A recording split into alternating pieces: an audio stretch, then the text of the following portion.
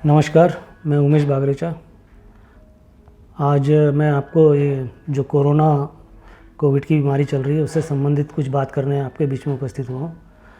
और सबसे पहले तो मैं ये कहना चाहता हूँ कि जो कोरोना जो बीमारी है ये लाइलाज बीमारी नहीं है, किंतु ये लाइलाज इसलिए हो रही है। एक तो इसका जो परसेंटेज है वो 35% हो गया है, जो मरीज आ रहे हैं संक्रमित होकर 30% हो रहा है। और चिकित्सा व्यवस्था उस स्तर पर उतनी बड़ी चिकित्सा सुविधाएं उपलब्ध नहीं है, इसलिए ये मौत का आंकड़ा धीरे धीरे काफ़ी बढ़ चुका है। किंतु मेरा ये मानना है और मैं ये जनता से आगाह करना चाहता हूँ कि कोरोना नामक इस बीमारी से घबराए नहीं, क्योंकि घबराहट के कारण भी काफ़ी अधिक नुकसान हो रहा है। और अपना इम्यूनिटी पावर आप बनाए रखें, अपना विश्वास कि जीवन जो है हम बिल्कुल जीने के लिए आए और हम बिल्कुल जिएंगे और इस बीमारी से उभरेंगे और हम आगे बढ़ते रहेंगे। आज जो ये बीमारी आई है उसमें जो लक्षण आते हैं, सबसे पहले या तो आपको सर्दी जुकाम होगा, बुखार आएगा या सिर दुखेगा, दस्त लगने का भी है इसमें, या हाथ पैरों में दर्द होगा। ये सब इस बीमारी के लक्षण हैं।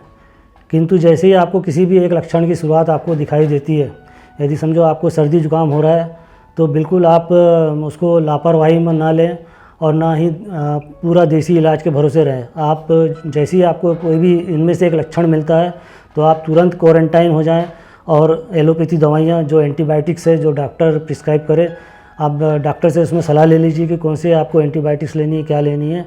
और एंटीबायोटिक्स 5 दिन का शायद कोर्स होता है वो, और एंटीबायोटिक्स लेकर आप घर में होम क्वारंटाइन हो जाएं ताकि दूसरों को भी आपका वो इन्फेक्शन ना हो। यदि आप इस तरह से जागरूक होकर कार्य करेंगे तो मेरा मानना है कि इस बीमारी से आप लड़ सकेंगे। और ये जो हाच पाच हुई है, जो बीमारी बढ़ रही है, उससे हम सब बचेंगे। क्योंकि होता यह है कि हमें बुखार आ रहा है, सर्दी जुकाम हो रही है, खांसी आ रही है, किंतु हम घर में ही बैठ के इलाज करते रहते हैं। उसको हम सोचते हैं कोरोना से हम डरते हैं, इसलिए हम उसका परीक्षण भी नहीं कराना चाहते। हम उसका RT-PCR या जो दूसरी जांच है हम नहीं कराना चाहते और घर बैठे ही हम इलाज कराते रहते हैं, जिसका परिणाम ये होता है कि अंत में हमें हॉस्पिटल की ओर रुख करना पड़ता है।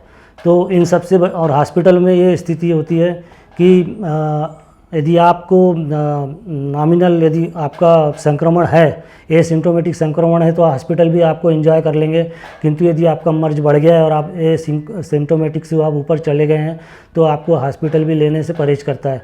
इसलिए आप स्वयं को सुरक्षित रखना चाहते हैं तो आपको ये आवश्यक है कि आप जहाँ थोड़ा सा भी सिम्टम्स आए तो आप एलोपैथी दवाइयाँ लेना चालू कर दें और होम क्वारंटाइन हो। इसके अलावा आप जो देसी भी जो चीज़ें हैं, जो काढ़ा बना के पीते हैं, वो काढ़ा पीजिए, भाप लीजिए, 4 से 5 बार भाप लीजिए।